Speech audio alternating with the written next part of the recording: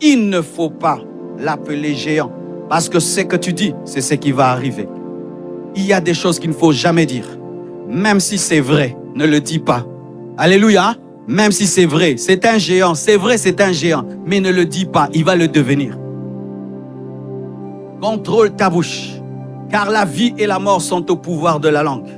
Et même si tu vois le contraire de tes prières, continue à dire tes prières. Un jour, tes prières vont devenir réalité. Un jour, ce que tu dis dans le secret va devenir chair. Même si tu as demandé des choses en 2020 et tu ne les as pas touchées, continue à le proclamer, à le proclamer, à les proclamer, à les proclamer. Et un jour, cela va arriver. David avait refusé de dire géant. Il a refusé de dire géant. C'était une discipline en lui. Je ne l'appellerai pas géant. Si je l'appelle géant, il va devenir un géant pour moi. C'est un géant pour Saoul. C'est un géant pour mes frères. Mais il n'est pas un géant pour moi. Je refuse. Même si je vois un géant, je ne dis pas. Je ne dis pas. Ne dis jamais que tu es pauvre. Ne dis jamais que tu es maudit. Ne dis jamais cela. Ne dis jamais que tu es le dernier. Ne dis jamais que tu es bête. Ne dis jamais que tu es bête. Dis j'ai oublié. Ne dis jamais que tu es bête. Ne dis jamais que tu as l'esprit de célibat. Dis on ne t'a pas encore découvert. Ne dis jamais que tu es disqualifié. Dis que tu es dirigé. Ne dis jamais, ne dis jamais. Même si ça se voit. Même si tout le monde confirme que c'est un géant. Mais toi deviens aveugle par le Saint-Esprit. Deviens aveugle par le Saint-Esprit. Parce que la foi t'amène à la folie. Donne-moi la main. Donne-moi la main.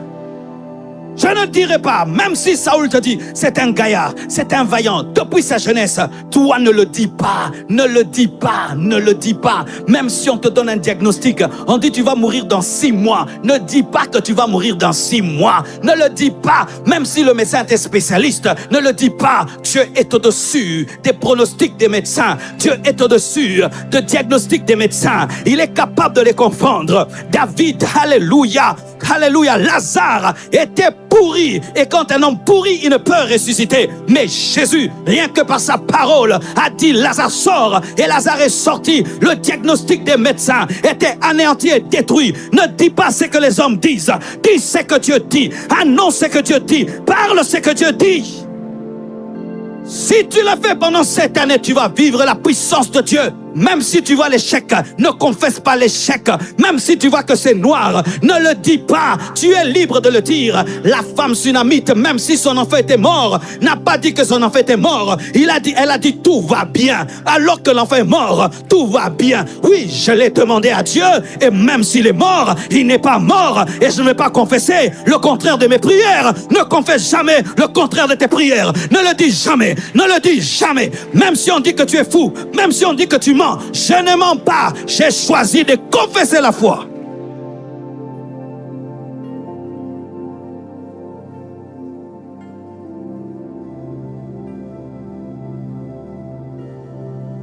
Tu peux même sentir par ma manière de te prêcher que la vie chrétienne c'est un combat. C'est pourquoi des fois quand tu prêches aux gens, il faut prêcher comme un coach. Tu vois le coach comment il parle. Allez, droite, montez, coup de tête, toi, descends, toi. Oui, des fois un prédicateur doit venir comme un coach. Parce que la vie c'est un combat. Et te dire, vas-y, tu vas réussir, tu vas gagner. Arrête de te plaindre, arrête de pleurer. Tu es un homme, essuie-toi, cours. Donne-moi un amen.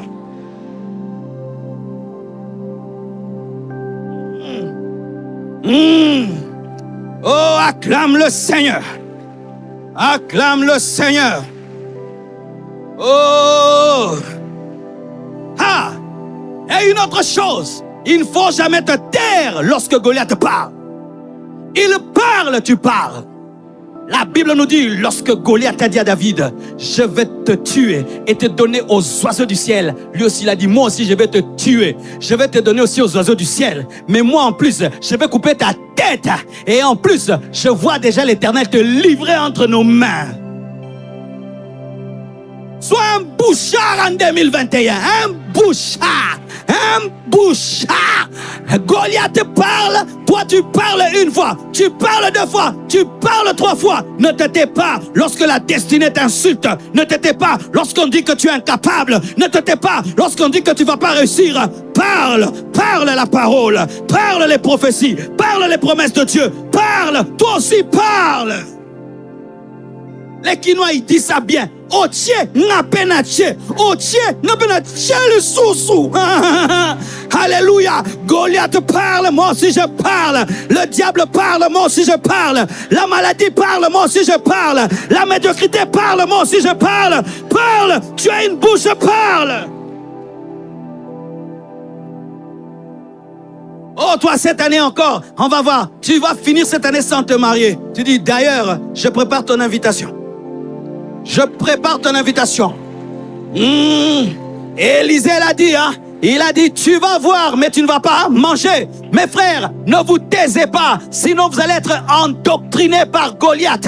Ne laissez pas la peur entrer dans vos cœurs. Lorsque quelqu'un te parle pour t'effrayer, réponds-lui pour ne pas avoir peur. Parce que si tu ne réponds pas, tu vas avoir peur. Si tu ne réponds pas, tu vas croire. Et pour ne pas croire les choses négatives, tu dois répondre. Le serpent contre le serpent. Le bâton contre le bâton. Il est écrit contre il est écrit. Le diable a parlé, Jésus a parlé. Il est écrit, il est écrit. Il est écrit, il est écrit. Il est écrit, il est écrit. Le ping-pong de il est écrit. Il est écrit, il est aussi écrit. Il est écrit, il est aussi écrit. Parle, parle, apprends à parler.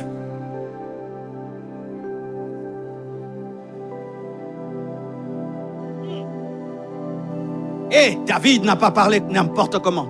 Vous savez ce qu'il a fait? C'est que lorsque Goliath est venu, il a placé le combat dans le domaine des armées, dans le domaine des humains. Mais lorsque David lui répond, il place la bataille au niveau de Dieu. Il dit, ce n'est pas mon combat, Goliath. Tu as insulté l'armée de Dieu, c'est l'Éternel que tu as insulté. Je te place face à mon Dieu. Lorsqu'on vient te combattre dans la chair, monte en esprit. Lorsqu'on te combat dans la chair, monte en esprit. Lorsqu'on t'insulte dans la chair, monte en esprit. Lorsqu'on te maudit, monte en esprit. N'entre pas dans les insultes. Toi, tu ne peux pas insulter. Toi, monte en esprit. Et qu'est-ce qu'il fait? Quand il monte en esprit, il voit Goliath déjà mort et il lui prophétise. Il dit, je te couperai la tête aujourd'hui. Oh.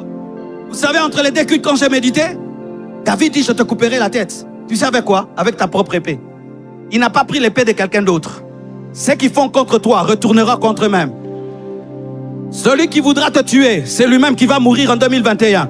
Celui qui va vouloir écourter ta vie en 2021, lui-même sa vie sera écourtée. La tête de Goliath était coupée par sa propre épée. Sa propre épée. Il a voulu tuer David avec son épée, mais c'est avec son épée qu'on a coupé sa tête. Je déclare qu'ils vont tomber dans leur propre piège. Ils viendront contre toi par un seul chemin, mais ils fuiront par 7 chemins. Je déclare, tu prendras l'épée de Goliath et tu lui couperas la tête. Il va tomber dans son piège. C'est lui qui va être chassé du travail. Ce n'est pas toi qui seras chassé. Il a fait des réunions, c'est lui qui sera chassé du travail. C'est lui qui sera chassé du travail. Je suis en train de te le dire. Ne te tais jamais. Lorsque quelqu'un est en train de perturber ta destinée, en te maudissant, en te décourageant, réponds et parle la parole, parle la foi, parle ce que Dieu t'a dit, annonce ce que Dieu t'a dit. Dis-le. Dis-le.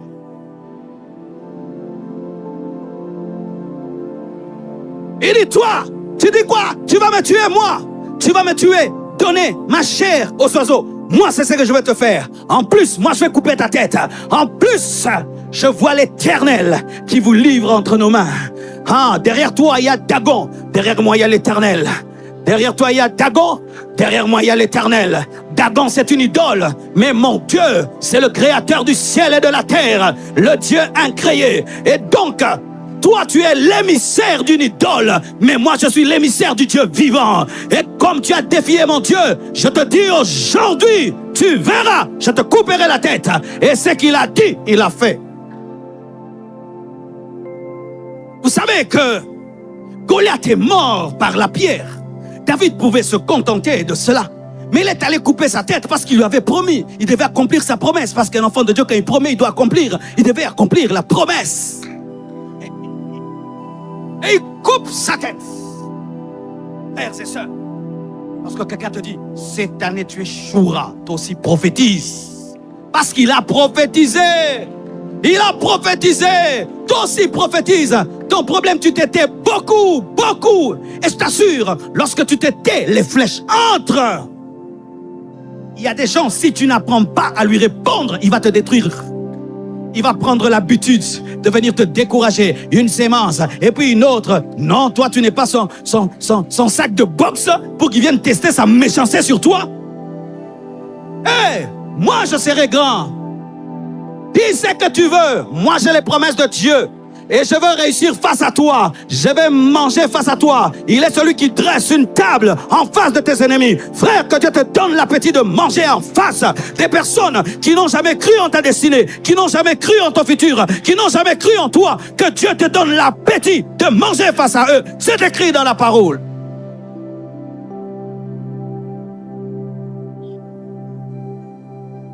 Goliath vient. Il dit armée contre armée. Des armées charnelles.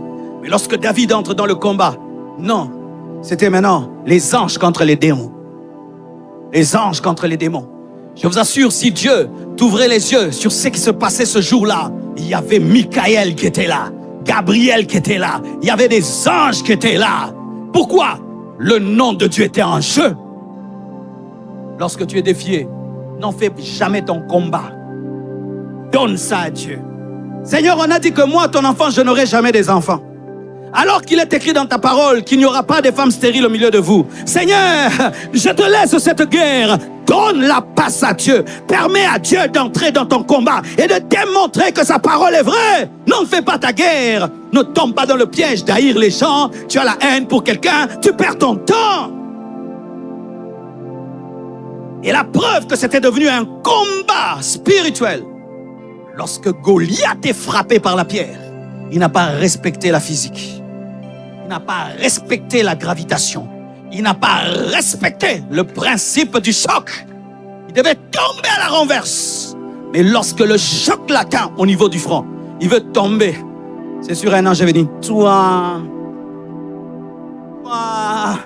tu as insulté Dieu pendant 40 jours. Tu vas te prosterner aujourd'hui. Et dans le domaine de l'adoration, même ceux qui ne veulent pas doivent se prosterner. Il est écrit qu'il a reçu le nom qui est élevé au-dessus de tout autre nom. Enfin qu'en son nom, tout genou fléchisse et que toute langue confesse qu'il est Seigneur à la gloire de Dieu le Père. Et là, Goliath tombe sur son front afin de dire: l'Éternel est Dieu, l'Éternel est Dieu, pardonnez-moi, pardonnez-moi, c'est l'Éternel qui est Dieu, pardonnez-moi. Je te dis, ils vont se repentir, ils changeront d'avis, ils vont reconnaître que tu as Dieu, ils vont reconnaître que Dieu marche avec toi. Même celui qui avait crucifié Jésus-Christ, il a dit: celui-ci était le Fils de Dieu. C'est important. C'est important. C'est important. Mais tu dois savoir, frère, que pour relever un défi, tu dois avoir des motivations pures. Vous savez, pendant longtemps, on nous a enseigné ces choses. Tu dois marquer la terre. Tu dois laisser des traces sur la terre. Tu dois être le premier. Mais il y a un livre merveilleux que j'ai commencé à lire qui m'a rappelé que ce n'est pas ça. Le livre de Rick Warren sur une vie motivée par l'essentiel. Et il dit quelque chose, je vous conseille de le lire. Il dit: si tu te bats dans ta vie pour être le premier, sache qu'un jour, il y aura un autre premier. Tu peux battre le record du monde. Il fut un temps, il y avait un homme qui s'appelait Carl Lewis. C'était un Américain, c'était l'homme le plus rapide du monde. Et aujourd'hui, il y a eu Usain Bolt. Et puis il y aura encore, il y aura encore. Alors si tu te bats pour être premier, tu auras une joie éphémère. Parce qu'il y aura toujours un autre premier. Et si tu te bats pour que le monde se souvienne de toi, un jour les hommes t'oublieront. Et si tu te bats pour la reconnaissance des hommes, les hommes sont toujours compliqués et tu ne peux jamais les satisfaire. Mais travaille pour une seule chose, la gloire de Dieu. Lorsque tu as un défi, dis: Seigneur, donne gloire à ton nom. C'est ce qu'il y a fait. Qu'on sache que tu es Dieu et que je suis ton serviteur. Seigneur, on a dit que je vais échouer. Donne gloire à ton nom dans mes études. Donne gloire à ton nom dans mon entreprise. Alléluia. Et regardez ce défi. Regardez ce détail. Lorsque David entre sur le champ de la guerre, voici ce qu'il dit. Qu'est-ce qu'on donnera à celui qui tuera cet incirconcis? Il a voulu se battre pour lui. Et on a dit, il sera comblé de richesses. On va franchir sa famille et va épouser la fille du roi. Et là, il veut épouser la fille du roi. Il veut qu'on affranchisse sa famille et veut être riche. Mais quand l'onction de Dieu descend sur lui, il dit: Tu as insulté l'armée du Dieu vivant. Je vais te couper la tête. Il ne s'agit plus de la fille du roi. Il ne s'agit plus de l'affranchissement de ma famille. Il s'agit de Dieu. Tu sais pourquoi tu n'arrives pas à relever les défis? C'est parce que tu veux les relever pour ta gloire. Tu veux prouver quelque chose. Tu veux montrer. Et je vous assure, ça c'est un témoignage personnel. Chaque fois que j'ai voulu travailler pour ma gloire, même l'onction n'a pas agi. Même la puissance de Dieu n'a pas agi. Tout ce que Dieu m'a accordé ne se manifeste pas. Pourquoi? Parce que Dieu ne nous aime pas pour nous-mêmes, mais nous aime pour lui. Ne faites rien en 2021 pour votre orgueil. Ne faites rien pour entrer dans l'histoire. Ne faites rien pour dépasser quelqu'un. Ne faites rien pour être les premiers. Faites tout pour la gloire de Dieu. Tout ce que vous ferez, faites-le pour la gloire de Dieu. Pour la gloire de Dieu, je vais être un multimillionnaire. Pour la gloire de Dieu, je vais faire marcher les paralytiques. Je vais ouvrir les yeux des aveugles. Je veux construire le temple et le finir. Pour la gloire de Dieu, j'aurai des belles choses, mais pour la gloire de Dieu, j'aimerais devenir un panneau publicitaire de Dieu. Lorsque tu deviens le panneau publicitaire d'un restaurant très connu, toi aussi tu es connu. Qui connaissent le panneau de la compassion? Ah, tu vois, le panneau qui est là est connu. Pourquoi? Parce qu'il fait connaître quelque chose qui est connu. Fais connaître Dieu, tu seras connu. Je rendrai ton nom grand. Mais le but, c'est que toi, tu deviennes grand pour que lui soit présenté. Présentez Jésus en 2021. Présentez Jésus. Lorsqu'on dit frère, comment tu es devenu comme ça? Ce n'est pas moi, c'est Jésus. C'est Jésus. C'est Jésus. Comment tu as distingué? C'est Jésus. Comment tu as eu des mapassa? C'est Jésus. Comment tu pries, les malades sont guéris? C'est Jésus. Comment tu es riche? C'est Jésus. Comment tu es aussi beau? C'est Jésus. Comment tu as l'huile fraîche? C'est Jésus. Pour l'Éternel.